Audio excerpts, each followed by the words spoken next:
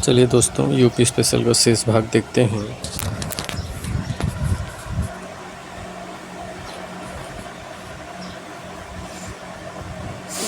हम UP special का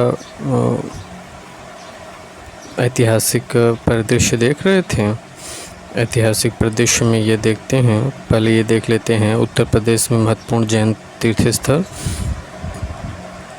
जैन धर्म के 5 तीर्थंकरों, प्रथम तीर्थंकर भगवान ऋषभदेव, द्वितीय तीर्थंकर भगवान अजितनाथ, चतुर्थ तीर्थंकर भगवान अभिनंतनाथ, पंचम तीर्थंकर भगवान सुमितनाथ तथा 14वें तीर्थंकर भगवान अनंतनाथ का जन्म स्थल अयोध्या था। सप्तम तीर्थंकर भगवान सुपार्श्व एवं 23वें तीर्थंकर भगवान पार्श्वनाथ का जन्म स्थल काशी वाराणसी था।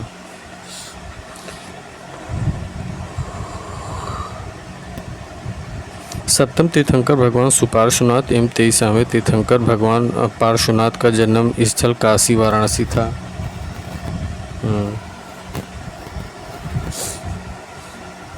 सप्तम तीर्थंकर भगवान सुपार्श्वनाथ एवं 23वें तीर्थंकर भगवान पार्श्वनाथ का जन्म काशी वाराणसी था। कौशाम्बी जनपद का ग्राम पभोसा छठे तीर्थंकर भगवान पद्म प्रभु से संबंधित हैं। कौशाम्बी जनपद ग्राम पभोसा छठे तीर्थंकर भगवान पद्म प्रभु संबंधित है। श्रावस्ती तृतीय तीर्थंकर भगवान संभवनाथ एवं विख्यात सोमनाथ मंदिर से संबंधित स्थल था। देवताओं के किले के रूप में विख्यात प्राचीन जैन मूर्तियों एवं शिल्पकला हेतु सुप्रसिद्ध स्थल देवगढ़ है। महोबा गोखर पहाड़ पर चट्टानों को काटकर निर्मित 24 तीर्थंकरों की प्रतिमा हेतु विख्यात है। महोबा गोखर पहाड़ पर चट्टानों को काटकर निर्मित 24 तीर्थंकरों की प्रतिमा हेतु विख्यात है।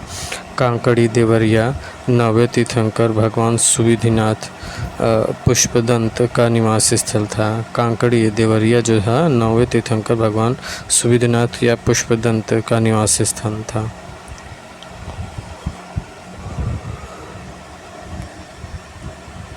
काली चमकीली पात्र परंपरा 600 से 650 ईसा पूर्व की संस्कृतियों के अवशेष प्राप्त हुए हैं।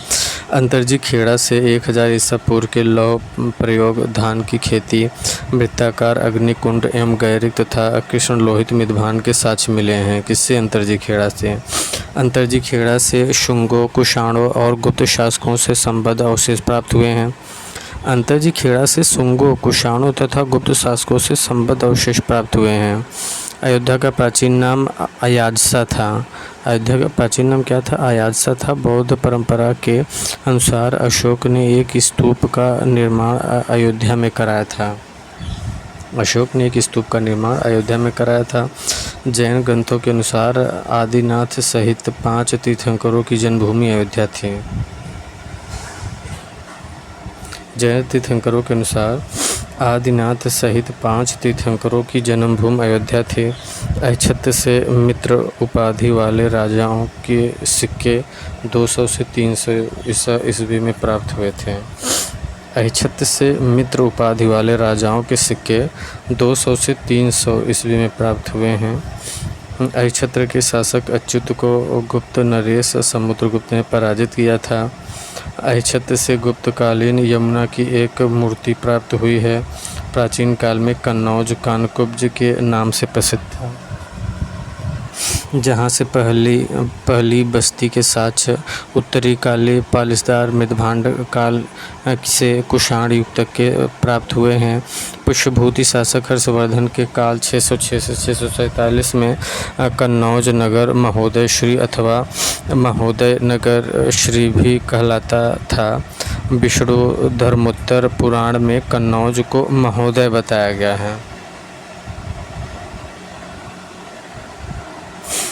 कन्नौज पर आधिपत्य के लिए गुर्जर, प्रतिहारों, पालों एवं राष्ट्रकूटों के मध्य दीर्घकालीन त्रिकोणीय संघर्ष हुआ था।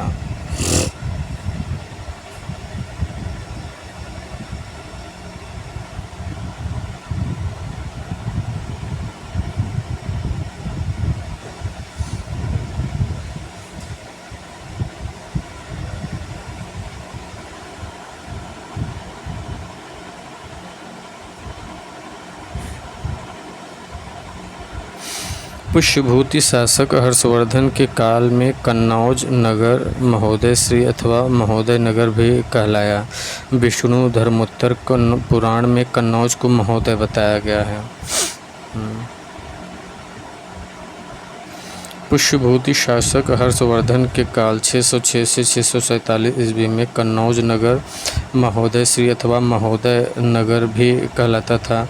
विष्णु धर्मोत्तर पुराण में कन्नौज को महोदय बताया गया है।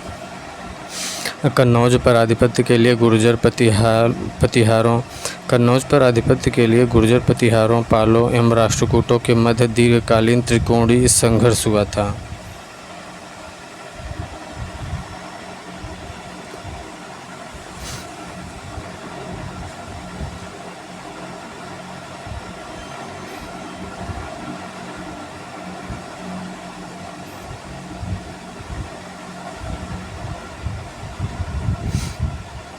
कन्नौज पर आधिपत्य के लिए गुर्जर प्रतिहारों पालों एवं राष्ट्रकूटों के मध्य दीर्घकालीन त्रिकोणीय संघर्ष हुआ था। कन्नौज पर आधिपत्य के लिए गुर्जर प्रतिहारों पालों एवं राष्ट्रकूटों के मध्य दीर्घकालीन त्रिकोणीय संघर्ष हुआ था। सर्वाधिक समय तक कन्नौज पर गुर्जर प्रतिहारों ने शासन किया था। 1018 ईस्वी में महमूद गजनवी ने कन्नौज पर आक्रमण किया था। 1018 में कन्नौज पर आक्रमण। बुद्ध काल में कपिलवस्तु मतलब सिद्धार्थनगर जिले के पिपराहवा से शाक्य गणराज्य की राजधानी थी। बौद्ध काल में कपिलवस्तु सिद्धार्थनगर जिले के पिपराहवा से शाक्य गणराज्य की राजधानी थी। कपिल ऋषि के वास स्थान से इस स्थल का नाम कपिलवस्तु पड़ा था। कपिल ऋषि के वास स्थान से इस स्थल का नाम कपिलवस्तु पड़ा था। यह श्रावस्ती वाराणसी मार्ग तथा वैशाली पुरुषपुर मार्ग का केंद्र स्थल था। काम्पिल्य बदायूं तथा फर्रुखाबाद की स्थित है। काम्पिल्य प्राचीन काल में शिक्षा का प्रसिद्ध केंद्र रहा है। अहरौरा मिर्ज़ापुर से अशोक का लघु शिलालेख तथा सारनाथ वाराणसी एवं कौशाम्बी प्रयागराज के समीप से लघु स्तंभ लेख मिला है। अशोक की राज्य की घोषणाएं जिन स्तंभों पर उत्कीर्ण हैं उन्हें लघु स्तंभ लेख कहा जाता है।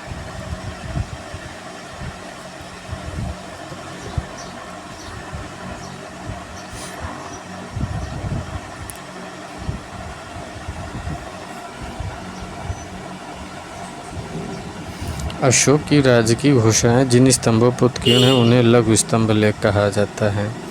सांची एवं सारनाथ के लघु स्तंभ लेख में अशोक अपने महामात्रों को संघभेद रोकने का आदेश देता है।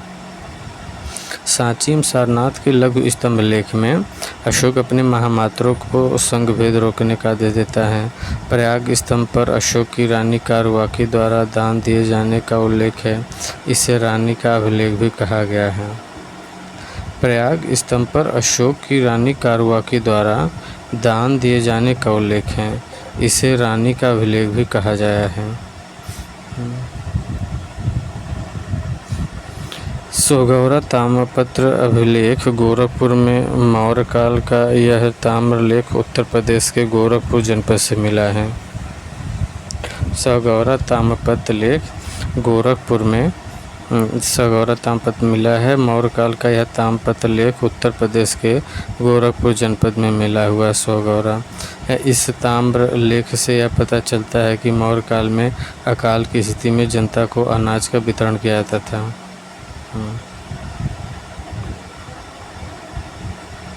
प्रयाग के अशोक स्तंभ पर हरिसेन द्वारा रचित समुद्रगुप्त का प्रशस्ति लेख उत्कीर्ण है।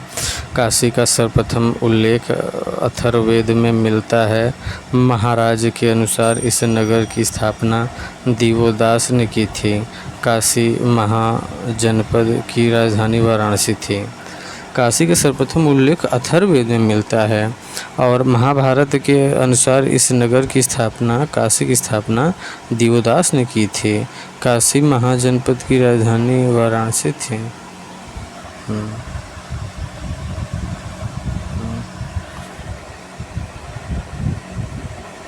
एटा जिले के कंटीगरा गांव से ईसा पूर्व 200 से 600 ईस्वी काल के उपकरण प्राप्त हुए हैं। एटा जिले के कंटिगरा गांव से ईसा पूर्व 200 से 600 ईस्वी काल के उपकरण प्राप्त हुए हैं। गढ़वा प्रयागराज से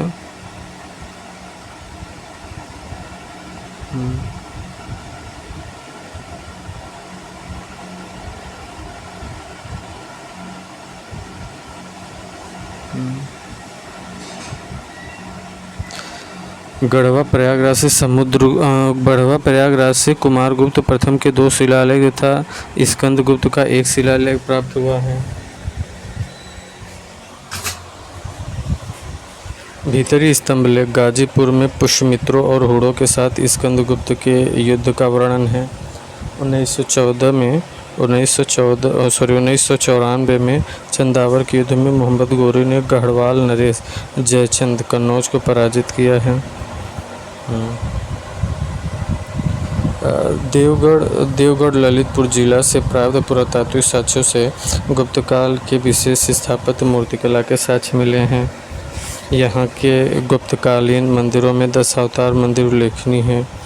दशावतार मंदिर की विशेषता यह है कि इसमें 12 मीटर ऊंचा एक शिखर है, जो भारतीय मंदिर निर्माण में शिखर का संभवतः पहला उदाहरण है। जहाँ अन्य मंदिरों में केवल एक मंडप होता था, उसके विपरीत उसमें 4 मंडप हैं। हर्षवर्धन प्रति 5वें वर्ष प्रयाग में महामोक्ष परिषद का आयोजन करता था।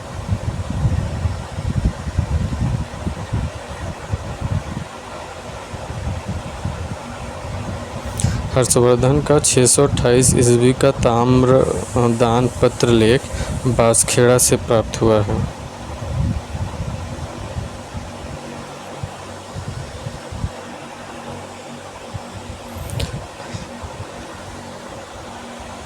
हर्षवर्धन का 628 ईस्वी का ताम्र दानपत्र लेख बांसखेड़ा से प्राप्त हुआ है। यह ब्राह्मी लिपि तथा संस्कृत भाषा में लिखा गया है। हर्षवर्धन का 628 ईस्वी का ताम्र दानपत्र लेख बांसखेड़ा से प्राप्त हुआ है। यह ब्राह्मी लिपि तथा संस्कृत भाषा में लिखा गया है, जिसमें हर्ष की वंशावली, प्रशासनिक संरचना एवं सैनिक अभियानों का उल्लेख है। इस अभिलेख में हर्षवर्धन द्वारा अहिच्छत्र मुक्ति के मरकट सागर गांव को कर मुक्त करके 2 ब्राह्मणों को दान देने का उल्लेख प्राप्त होता है।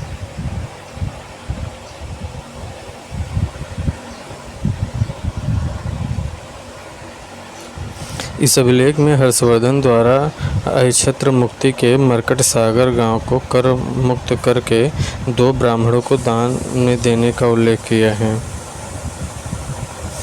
इस अभिलेख में हर्ष के हस्ताक्षरों की अनुलिपि उत्कीर्ण है। गुप्तकालीन मंदिरों में भीतरगांव का मंदिर कानपुर नगर में स्थित ईंटों से बनवाया गया था। गुप्तकालीन मंदिरों में भीतरगांव का मंदिर कानपुर नगर में स्थित ईंटों से बनवाया गया था। यह मंदिर केवल ईंटों से ही निर्मित है। इसकी विशेषता शिखर का होना तथा ऊंचे चबूतरे पर निर्मित होना माना जाता है। इसकी छत पिरामिडाकार है।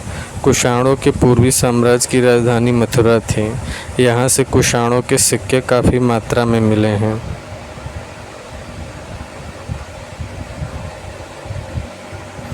कुषाणों के पूर्वी साम्राज्य की राजधानी मथुरा थी। यहाँ से कुषाणों के सिक्के काफ़ी मात्रा में मिले हैं। कुषाणों की पूर्वी शाखा की राजधानी मथुरा थी। यहाँ से कुषाणों के सिक्के काफ़ी मात्रा में मिले हैं। समुद्रगुप्त ने मथुरा के शासक गणपति नाग को पराजित किया था। मौरोत्तर युग में मथुरा एशिया से संबद्ध रेशम मार्ग से जुड़ा था। मथुरा शाटक वस्त्र निर्माण का प्रमुख केंद्र था। यह श्वेतांबर जैन मत का केंद्र था।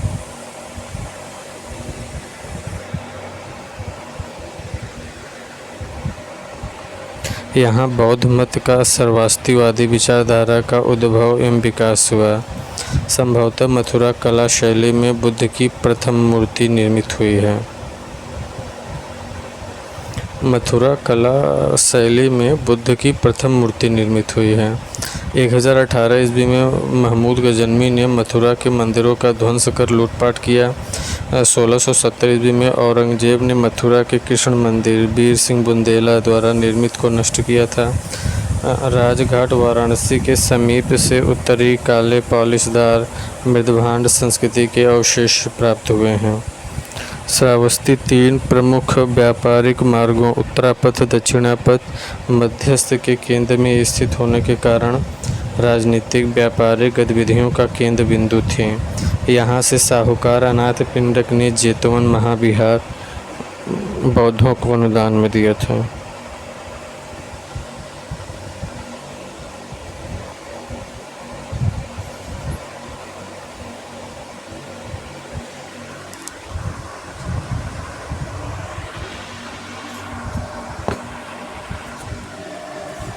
श्रावस्ती 3 प्रमुख व्यापारिक मार्गों उत्तरापथ, दक्षिणापथ, मध्यस्थ के केंद्र में स्थित होने के कारण राजनीतिक व्यापारिक गतिविधियों का केंद्र बिंदु थे। यहाँ के साहूकार अनाथ पिंडक ने जेतवन महाविहार बौद्धों को अनुदान में दिया था। आजीवक संप्रदाय के प्रवर्तक मक्खलीपुत्र गोसाल की जन्मभूमि भी श्रावस्ती थी। आजीवक संप्रदाय के प्रवर्तक मक्खली गोसाल की जन्मभूमि भी श्रावस्ती थी। श्रावस्ती से कनिष्क के 2 अभिलेख प्राप्त हुए हैं। श्रावस्ती से कनिष्क के 2 अभिलेख प्राप्त हुए हैं। महाजनपद युग में संकिसा फर्रुखाबाद के समीप स्थित पांचाल महाजनपद में प्रमुख नगर था। महाजनपद युग में संकिसा फर्रुखाबाद के समीप स्थित पांचाल महाजनपद में प्रमुख नगर था। महाजनपद युग में संकिसा फर्रुखाबाद के समीप स्थित पांचाल महाजनपद में प्रमुख नगर था। महात्मा बुद्ध ने वैशाली में संघ में स्त्रियों की प्रव्रजा को अनुमति दी थी एवं प्रजापति गौतमी बुद्ध की सौतेली माता दीक्षा पाने वाली प्रथम स्त्री थी। संकिसा ने स्कंदगुप्त का एक सिक्का भी प्राप्त हुआ है। प्राचीन काल में ऋषिपत्तन मिगदाव के नाम से प्रसिद्ध सारनाथ में भगवान बुद्ध ने धर्मचक्र प्रवर्तन किया था। अशोक ने सारनाथ में सिंह शीर्ष स्तंभ बनवाया था। इसी सिंह शीर्ष स्तंभ के शीर्ष को स्वतंत्र भारत के राजचिन्ह के रूप में अपनाया गया था। वेनसांग के समय सारनाथ थेरवाद का प्रमुख केंद्र था। वेनसांग के समय सारनाथ थेरवाद का प्रमुख केंद्र था। सारनाथ में ही गुप्तकालीन धमेक स्तूप है। फाहियान ने इसका विस्तृत उल्लेख किया है।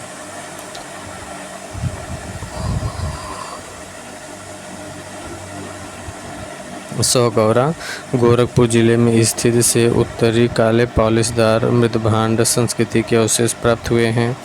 यहाँ से मौर्योत्तरकालीन एवं कृष्णकालीन सिक्के भी मिले हैं। सौगौरा गोरखपुर से हसनापुर मेरठ जिले में स्थित है।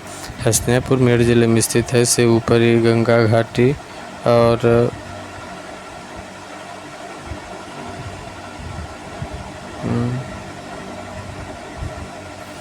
हसनापुर मेरठ जिले में स्थित से ऊपरी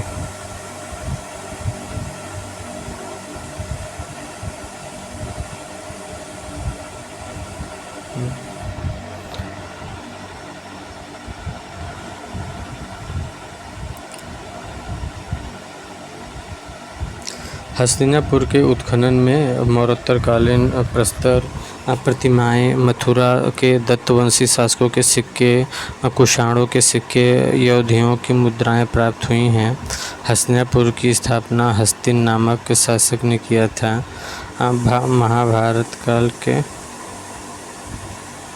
महाभारत काल में यह कौरवों की राजधानी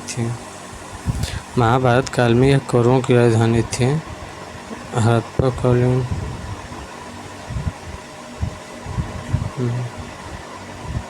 हड़प्पा युगीन अवशेष हुलास से मिले हैं। हस्तिनापुर की स्थापना हस्तिन नामक शासक ने की थी। महाभारत काल में यह कौरवों की राजधानी थी। हड़प्पा युगीन अवशेष हुलास से मिले हैं।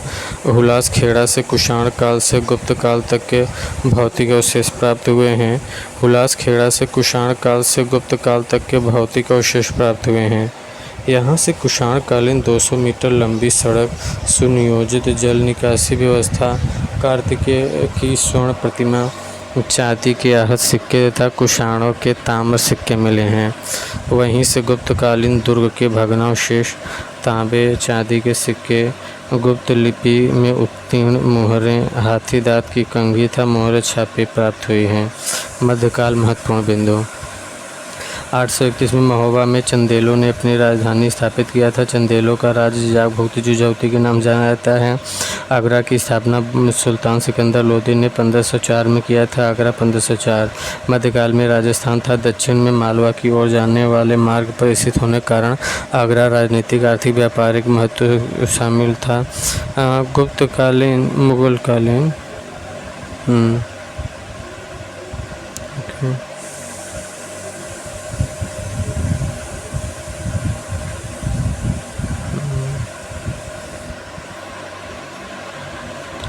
मध्यकाल में राजस्थान तथा दक्षिण में मालवा की ओर जाने वाला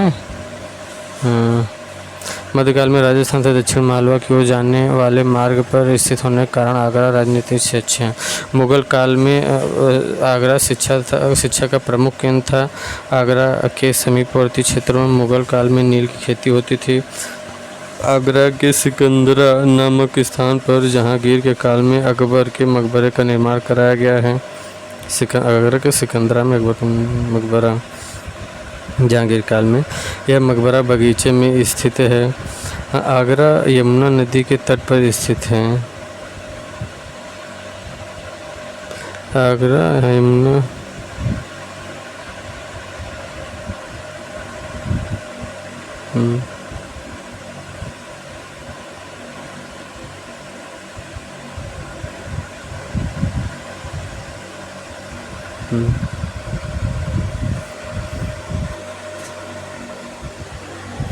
आगरा यमुना नदी के तट पर स्थित है। यहीं पर जहांगीर ने किले से यमुना नदी के दूसरे तट पर एक सोने की जंजीर लगवाई थी, जिसे न्याय की जंजीर संज्ञा दी गई थी।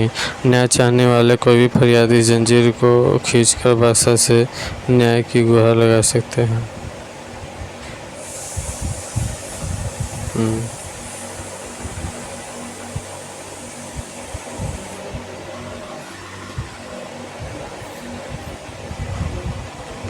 आगरा में स्थित मुसम्मन बुर्ज से हरम की महिलाएं पशु युद्ध देखती थीं। आगरा में मीना बाजार लगता था। इसी बाजार में जहांगीर सर्वप्रथम नूरजहां से मिला था। मीना बाजार सर्वप्रथम साम्राज्य के संस्थापक बाबर ने आगरा को अपनी राजधानी बनाया था।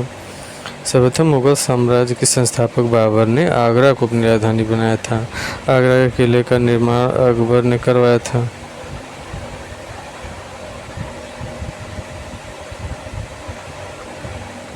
मुगल साम्राज्य संस्थापक बाबर ने आगरा को अपनी राजधानी बनाया था। आगरा के किले का निर्माण अकबर ने कराया था। आगरा के किले का निर्माण अकबर ने करवाया था। आगरा के किले का निर्माण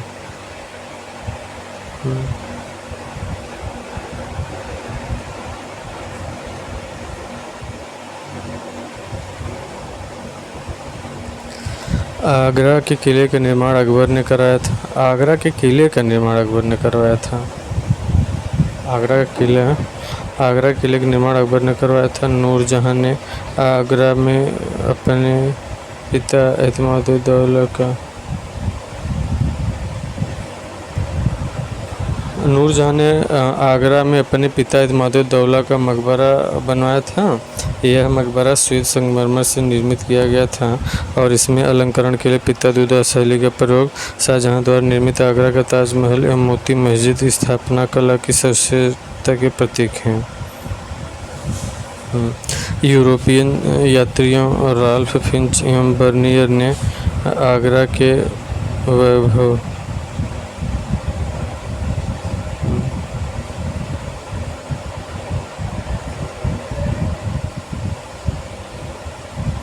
यूरोपियन यात्रियों में राल्फ फिंच एवं बर्नियर ने आगरा के वैभव की प्रशंसा की है।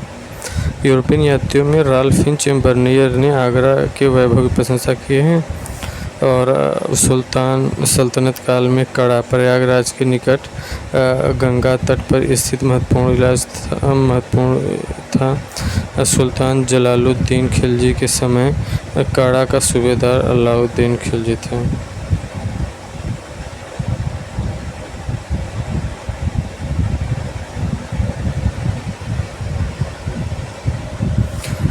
यहीं से अलाउद्दीन खिलजी ने 1296 ईस्वी में अपना देवरिया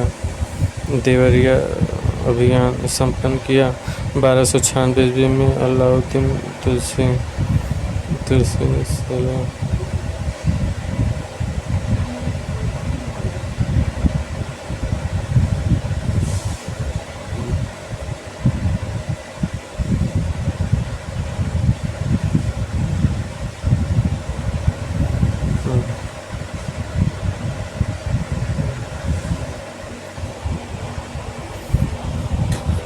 1296 में सुल्तान जलालुद्दीन खिलजी की हत्या अलाउद्दीन खिलजी ने कर यहीं कड़ा में अपना राज्याभिषेक करवाई दी थी।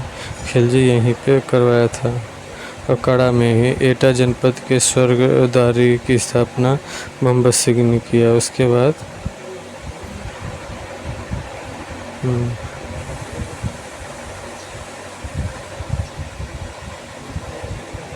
एटा जनपद में स्वर्गद्वारी की स्थापना मोहम्मद बिन तुगलक ने किया था। स्वर्गद्वारी संत मलुकदास की जन्मस्थली कड़ा गंगा नदी के तट पर स्थित थी।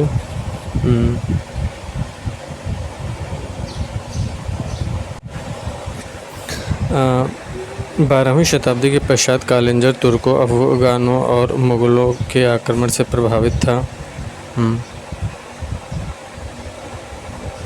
पूर्व मध्यकाल में कालिंजर बादा जिला पर राजपूतों का शासन था। 12वीं शताब्दी में कालिंजर तुर्कों, अफगानों, मुगलों के आक्रमण से प्रभावित रहा था। भारत में तुर्कों के आगमन के समय कोयल वर्तमान अलीगढ़ पर राजपूतों का प्रभुत्व स्थापित था। कुतुबुद्दीन ऐबक ने 1192 ईस्वी के समय कोयल का स्थानीय शासक ईसा खां था, जिसने बहलोल लोदी को अधीनता स्वीकार कर ली थी। 1023 ईस्वी में महमूद गजनवी ने कालिंजर को पदाक्रांत किया था। कुतुबुद्दीन ऐबक ने चंदेल शासक परमर्दी देव को 1202 में कालिंजर में पराजित किया था। 1504 में कालिंजर के सैन्य अभियान के दौरान बारूद विस्फोट से शेषासुर की मृत्यु हो गई।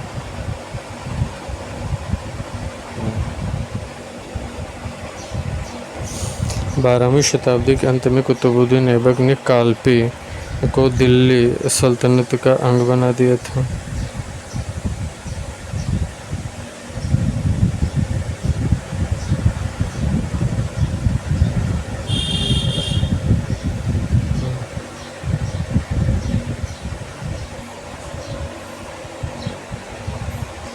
मुगल सम्राट ने 1569 में कालिंजर के शासक रामचंद्र को पराजित कर यहाँ आधिपत्य स्थापित किया था। मुगल सम्राट अकबर ने 12वीं शताब्दी के अंत में कुतुबुद्दीन ऐबक ने कालपी जालौन जिला को दिल्ली सल्तनत का अंग बना लिया और अकबर के नवरत्नों में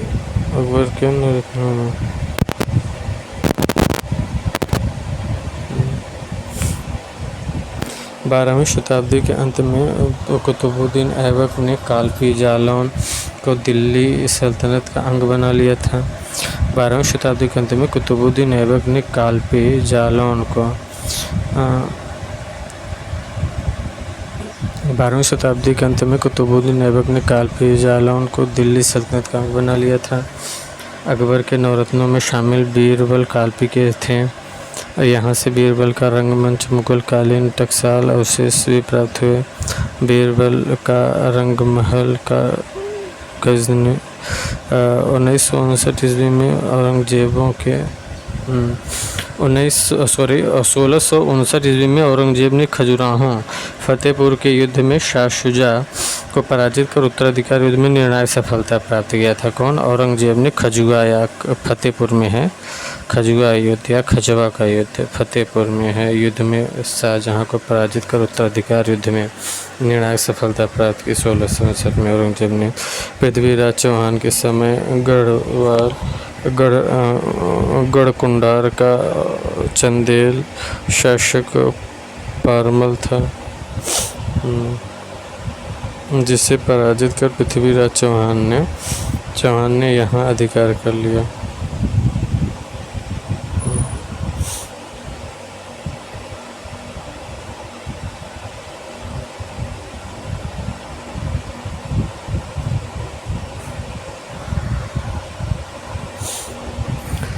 पृथ्वीराज चौहान के समय गढ़कुंडार का चंदेल शासक परमाल थे।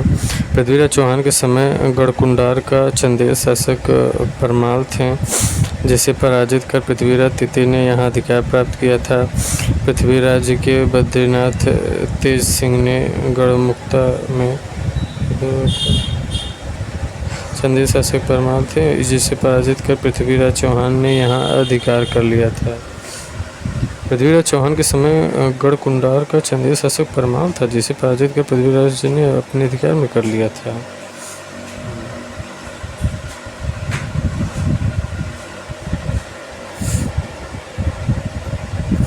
पृथ्वीराज के सेना नायक खेत सिंह ने गढ़कुंडार में खंगार राज्य की स्थापना किया था।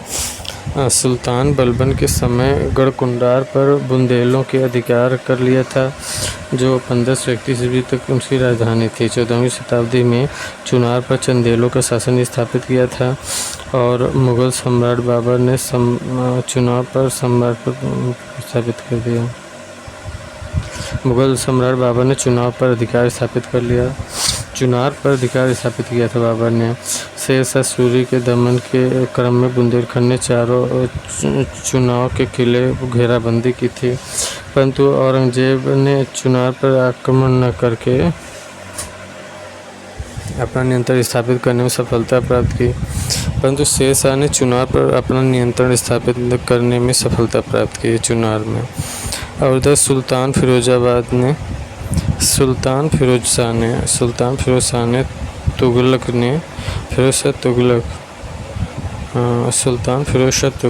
1358-59 में अपने बड़े भाई मोहम्मद बिन तुगलक उर्फ जौना खां के सम्मान में परिभाषित की है।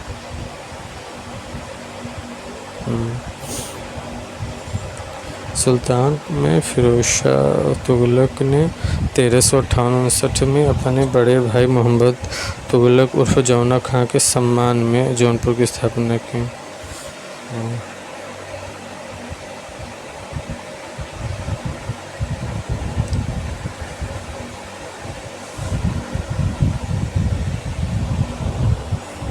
सुल्तान फिरोज शाह तुगलक ने 1358-59 में अपने बड़े भाई मोहम्मद तुगलक उर्फ जौना खां के सम्मान में जौनपुर की स्थापना की।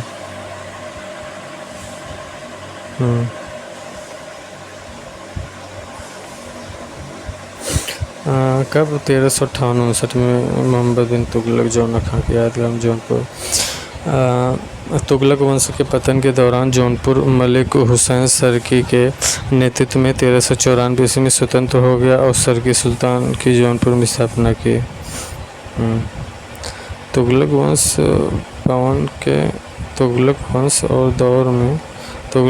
के इस दौर में जौनपुर मलिक हुसैन सरकी के नेतृत्व में 1394 ईस्वी में स्वतंत्रता हो गया और सरकी सल्तनत की जौनपुर में स्थापना हुई 1394 में। तुगलक वंश के पतन की वजह जौनपुर मलिक हुसैन सरकी के नेतृत्व में 1394 ईस्वी में स्वतंत्र हो गया और सरकी सल्तनत की जौनपुर में स्थापना हो गई।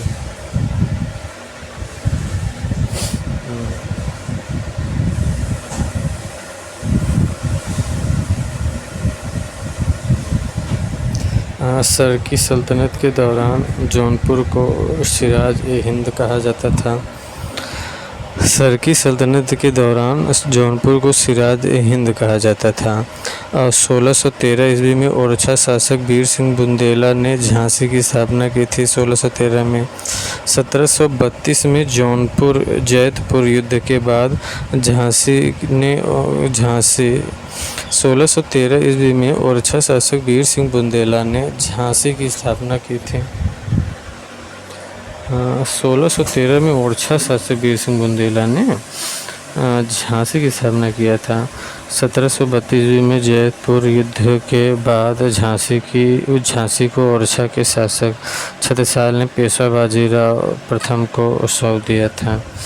1732 रानी लक्ष्मीबाई झांसी के स्वतंत्र राज्य के शासक गंगाधर राव की पत्नी थी, जिन्होंने 1857 ईस्वी के स्वतंत्रता संग्राम में अंग्रेज़ों के विरुद्ध संघर्ष करते हुए वीरगति प्राप्त की थी।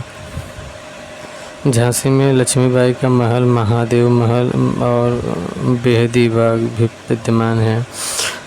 बादशाह में ओके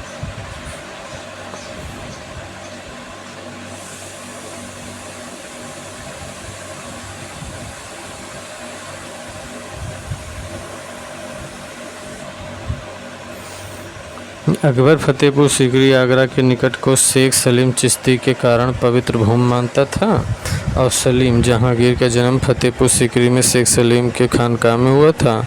1571 से 1558 ईस्वी तक यह मुग़ल साम्राज्य की राजधानी रहा। आगरा फतेहपुर सीकरी की स्थापना के उद्देश्य का उदाहरण शेख सलीम चिश्ती का मकबरा, बुलंदशहर का मकबरा, जामा मस्जिद, जोधाबाई का महल, दीवान खास, बीरबल का महल और पंचमहल आदि हैं।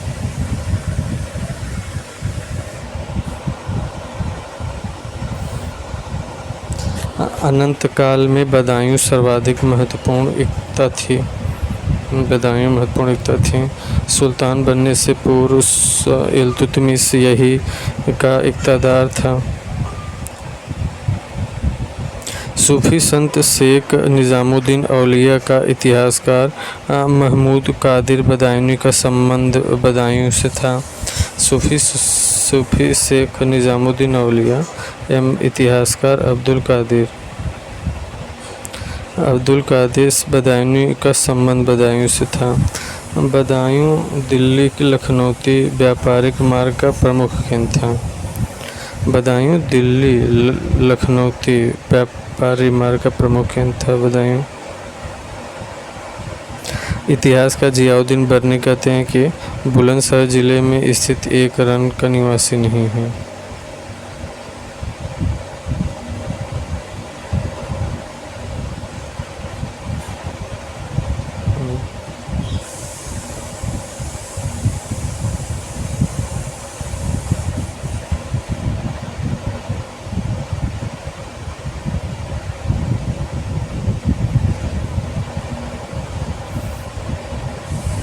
सूफी संत शेख निज़ामुद्दीन औलिया इतिहासकार बदायूं अब्दुल कादिर बदायूं का संबंध बदायूं से था और बदायूं दिल्ली लखनौती व्यापारिक मार्ग का एक प्रमुख केंद्र था। इतिहास का जियाउद्दीन बरनी बुलंदशहर जिले में स्थित बरन का निवासी था।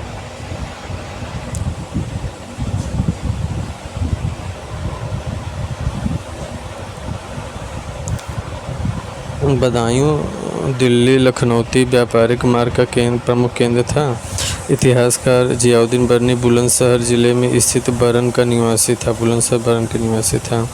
1192 में कुतुबुद्दीन ऐबक ने बरन को दिल्ली का सल्तनत का अंग बना लिया था।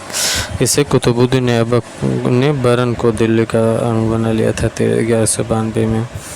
और लखनऊ के अंतिम नवाब वाजिद अली शाह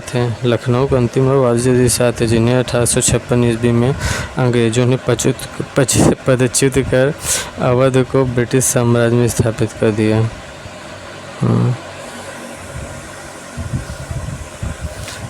भारत 1857 ईस्वी के जैन विप्लव की प्रमुख वीरांगनाएं बेगम हजरत महल ने ऊंचाई में अंग्रेज़ों से संघर्ष किया था। 1872 ईस्वी में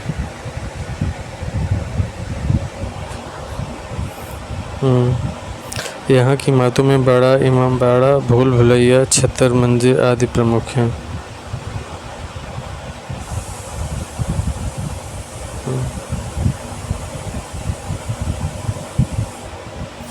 1857 के महान विप्लव की प्रमुख वीरांगना बेगम हजरत महल ने लखनऊ में अंग्रेज़ों से संघर्ष किया।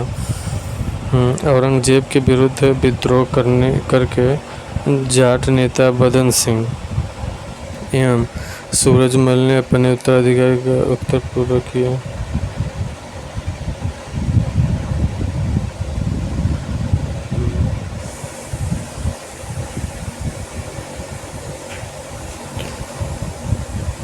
अंग्रेज़ों के विरुद्ध विद्रोह करके जाट नेता बदन सिंह एवं सूरज सिंह ने अपने भरतपुर राज्य की राजधानी मथुरा घोषित की थी। सूरजमल अपने भरतपुर राज्य की राजधानी मथुरा घोषित की थी। फिरोज शाह तुगलक ने अशोक स्तंभ मेरठ से दिल्ली नामांकित करवाया था और नवाब आसिफउद्दौला का संबंध अवध की राजधानी फैजाबाद से है लखनऊ स्थानांतरित की गई है।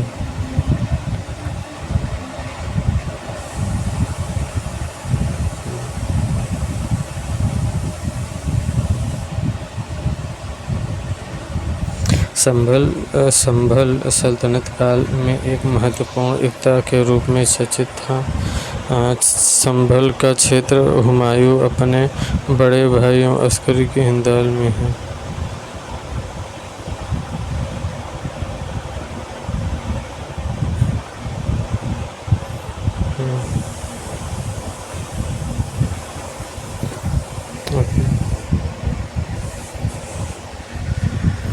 राजधानी फैजाबाद लखनऊ में स्थानांतरित किया। नवाब आसिफउद्दौला के साथ अवध की राजधानी फैजाबाद से लखनऊ स्थानांतरित किया गया।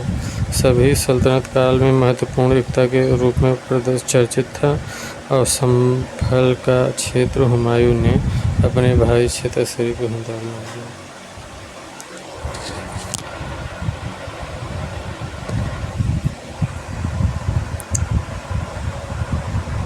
29 मई 1658 ईस्वी को सामूगढ़ के युद्ध में दारा के नेतृत्व वाली शाही सेना की पराजय और औरंगजेब का मुराद की संयुक्त सेना से हुई युद्ध में विजय प्राप्त करने पर औरंगजेब ने शाहजहां को आजीवन नज़रबंद किया था और मुराद को छल से बंदी बना लिया और स्वयं नज़रबंद कर दिया। ये बात साफ घोषित कर दिया जाए।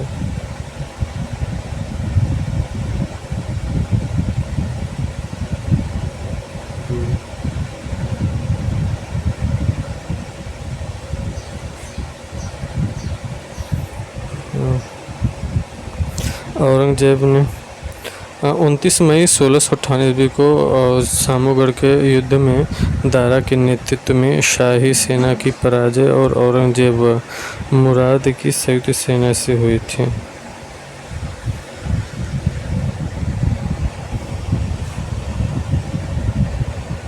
शाही सेना की पराजय औरंगजेब व मुराद की संयुक्त सेना से हुई थी।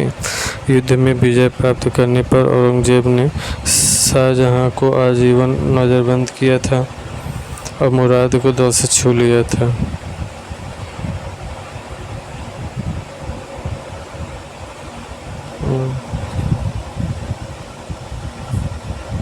उत्तर प्रदेश महत्वपूर्ण बिंदु। 1707 ईस्वी में औरंगजेब की मृत्यु। 1707 ईस्वी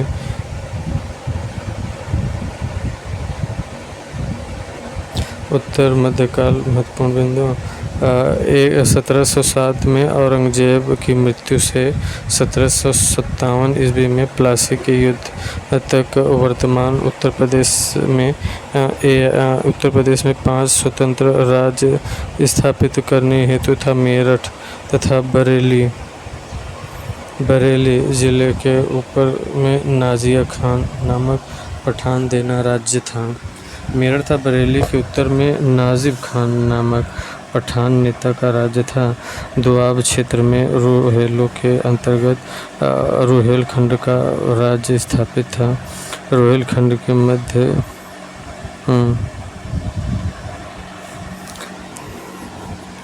फर्रुखाबाद के बंगस जनापाओं को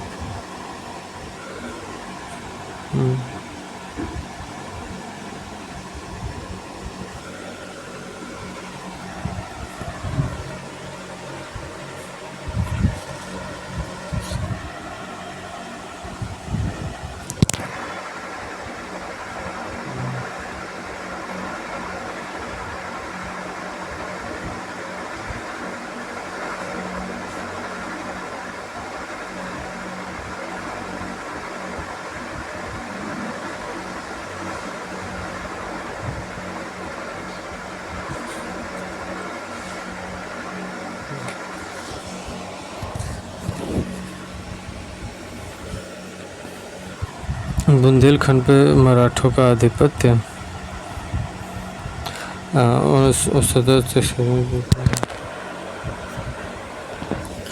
1761 के पानीपत की तीसरी में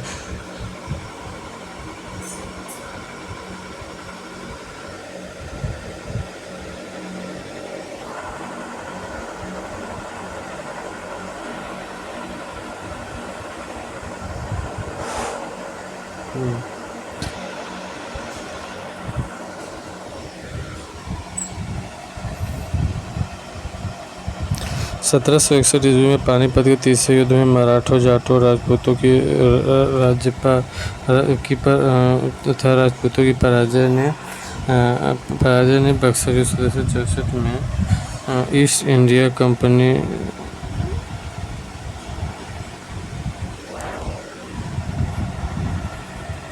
ईस्वी में पानीपत के तीसरे युद्ध के मराठा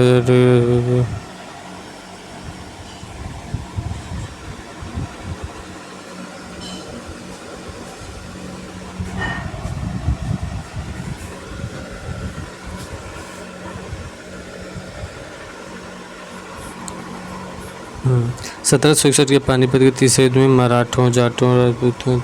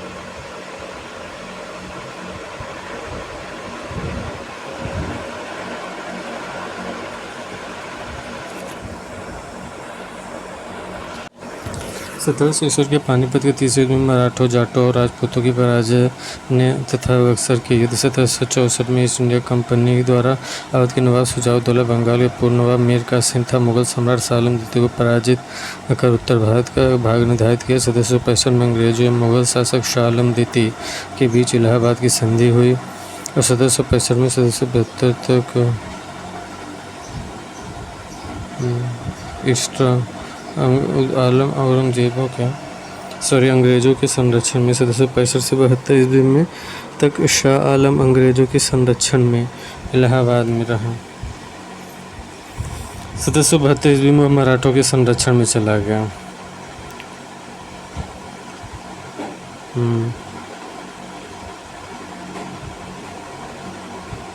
1774 ईस्वी में अंग्रेजों ने रुहेला सरदार रहमत खान को शाहजहांपुर, मीरान, कटरा में पराजित कर रोहेलखंड को अवध में स्थापित कर लिया।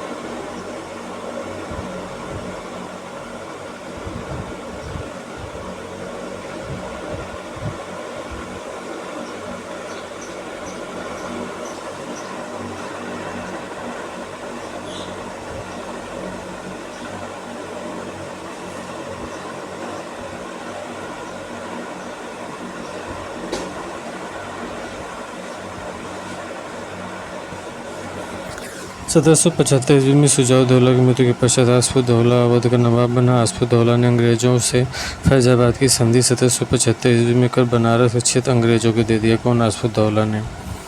इसी संधि के तहत वारेन हेस्टिंग ने अवध की बेगमों की संपत्ति की सुरक्षा गारंटी ली।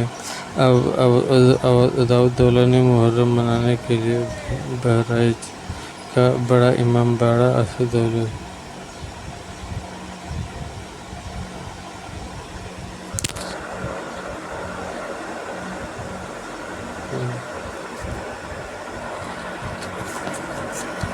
आसफुद्दौला ने मुहर्रम मनाने के लिए लखनऊ में इमामबाड़ा का निर्माण करवाया। इसमें स्तंभों का प्रयोग नहीं हुआ है। इमामबाड़ा में बनारस के राजा चेत सिंह ने 1780 ईस्वी में अंग्रेजों द्वारा अधिकाधिक धन मांग किए जाने का विरोध किया। फलस्वरूप अंग्रेजों ने राजा चेत सिंह को हटाकर महिब नारायण सिंह को बनाया।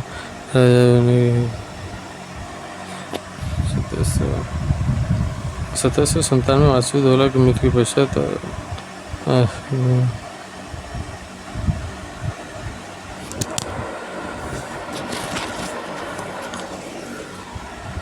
1779 में आसफुद्दौला की मृत्यु के पश्चात सआदत अली खां 1798 ईस्वी में अवध का नवाब बना। उसने इलाहाबाद का किला अंग्रेजों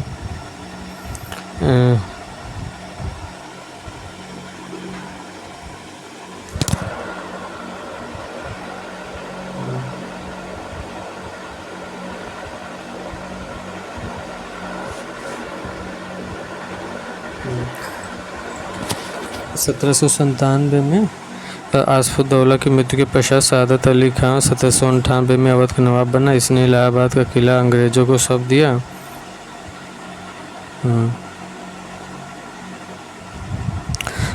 तथा बाह्य आक्रमण से सुरक्षा के बदले प्रतिवर्ष 76 लाख रुपए ईस्ट इंडिया कंपनी को देने का वचन दिया। आसफुद्दौला आसफुद्दौला